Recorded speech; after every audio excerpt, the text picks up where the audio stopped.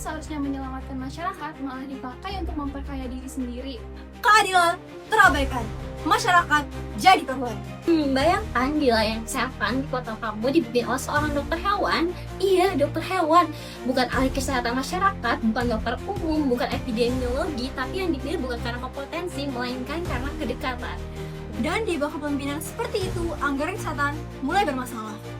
Pengadaan alat jadi ladang run-up, dan dana yang seharusnya menyelamatkan masyarakat malah mengalir ke kantong pribadi. Masalah lain yang gak kalah serius, oknum aparat yang tidak adil.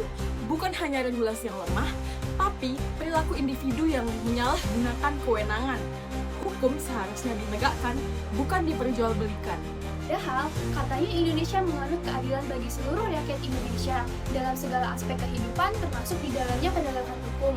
Keadilan yang seharusnya menjadi dasar setiap keputusan, bukan hubungan keluarga atau kepentingan pribadi. Implementasi penegakan hukum yang berkeadilan di Indonesia diwujudkan melalui lembaga-lembaga kehakiman yang independen. UU 48 tahun 2009 menegaskan bahwa kekuasaan kehakiman dijalankan oleh lembaga independen, yaitu salah satunya Mahkamah Agung dan seluruh badan peradilannya, serta Mahkamah Konstitusi yang menjaga konstitusi dan keadilan. Nah, adanya juga komisi yudisial yang memastikan para hakim tetap jujur, bersih, dan bermartabat. Hukum adalah fondasi utama yang menunjukkan bagaimana sebuah pemerintahan dijalankan.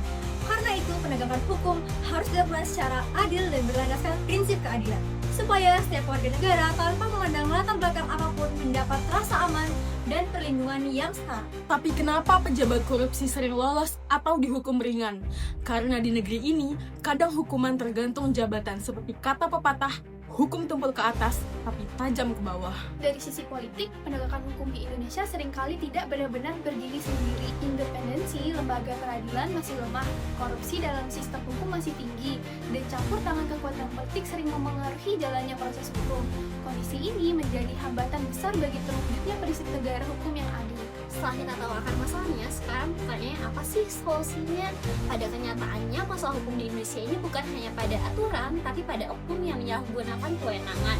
Hukum harus tegak tanpa pandang bulu, itu aparat harus bersih, jabatannya harus diisi dengan kompeten, masyarakat harus mengawasi, dan tanpa itu keadilan hanya teori. Lemahnya penegakan hukum di Indonesia bukan hanya masalah teknis dalam sistem peradilan, tetapi juga tanda bahwa nilai-nilai keadilan belum benar-benar diterapkan dalam kehidupan berbangsa dan bernegara. Karena berbagai kasus KKN yang dilakukan para pejabat, penyalahgunaan kewenangan ini semakin tidak jelas.